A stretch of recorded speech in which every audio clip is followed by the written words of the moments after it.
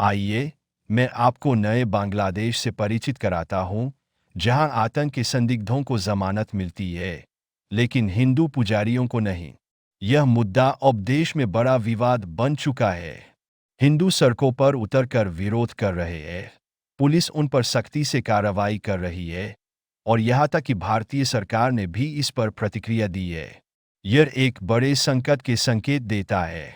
सबसे पहले उस व्यक्ति से मिलते हैं जो इस पूरे मामले के केंद्र में है, एक हिंदू पुजारी जिनका नाम है चिन्मय कृष्णदास। वह इस्कॉन नामक एक वैश्विक हिंदू संगठन का नेतृत्व करते थे और चट्टोग्राम में एक मंदिर के प्रमुख भी है।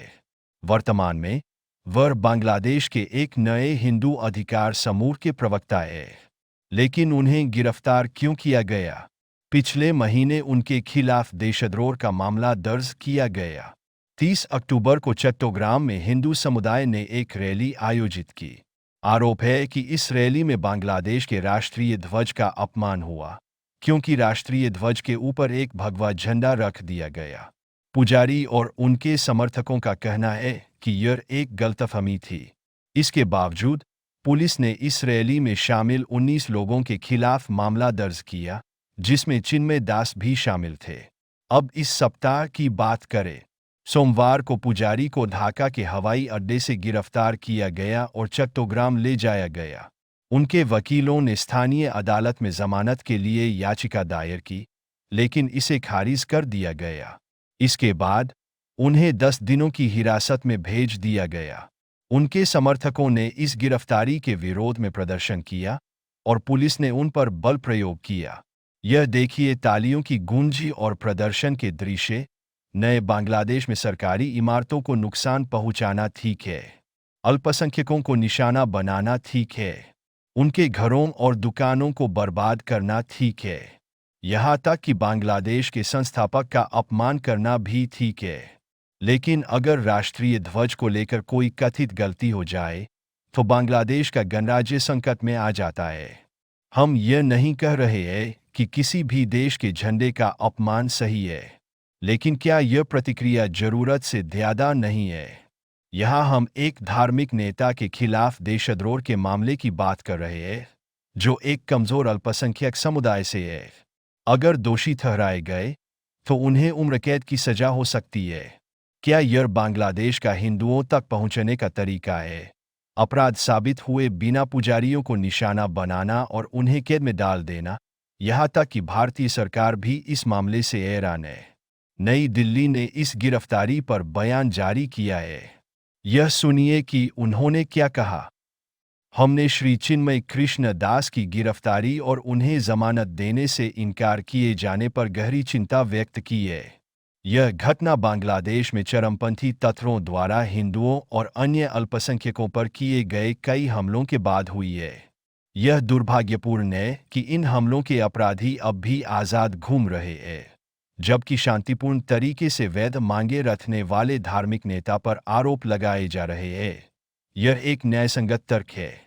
हिंदू समूहों ने इस साल अगस्त से अब तक 2000 हमलों की रिपोर्ट की है। यहाँ तक कि संयुक्त राष्ट्र के अधिकारियों ने भी चिंता व्यक्त की है। लेकिन मोहम्मद यूनुस ने कितने अपराधियों को गिरफ्तार किया है? शून्य। वास्तव में उन्होंने इस हिंसा को नज़रअंदाज किया है। यूनुस का कहना है कि हिंदुओं ने शेख हसीना का समर्थन किया था, इसलिए ये हमले धार्मिक नहीं बल्कि राजनीतिक है।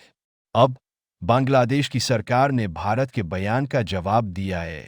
उन्होंने कहा, यह अत्यंत खेदजनक है कि श्री चिन्मय कृष्ण दास की गिरफ्तारी को कुछ हलकों में गलत तरीके से समझा गया है।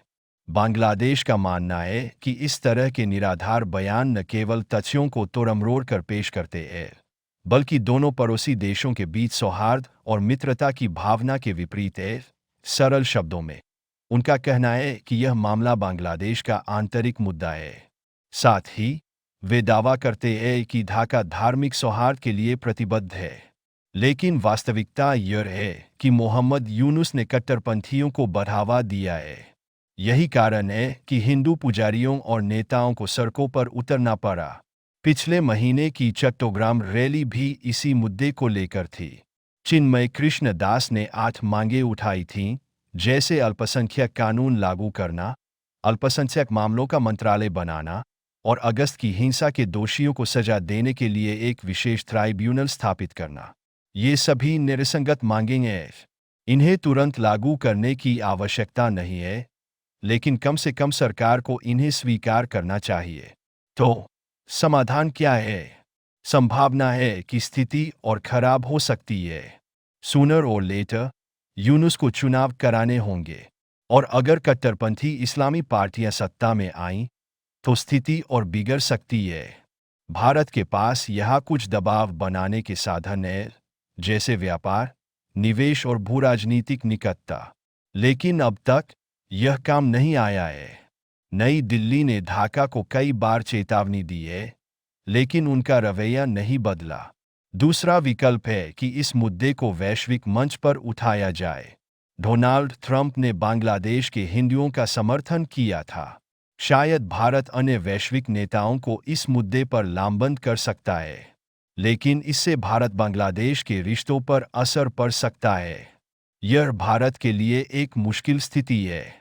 नई दिल्ली हमेशा क्षेत्र में लोकतंत्र और स्वतंत्रता की समर्थक रही है, लेकिन ढाका में यह प्रतिबद्धता कठोर राजनीतिक वास्तविकताओं से टकरा रही है।